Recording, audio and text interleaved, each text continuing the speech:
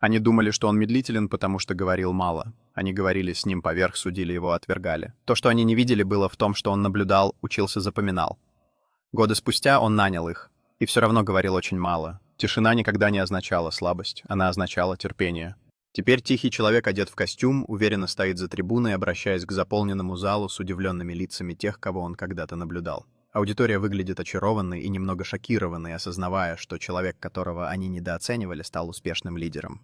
Тихий человек сидит в своем офисе, окруженный наградами и достижениями, с удовлетворенной улыбкой, просматривая старые фотографии своих первых дней. Крупный план его рук бережно держит потертую фотографию его бывших коллег, иллюстрируя ностальгию и эволюцию его отношений на протяжении лет.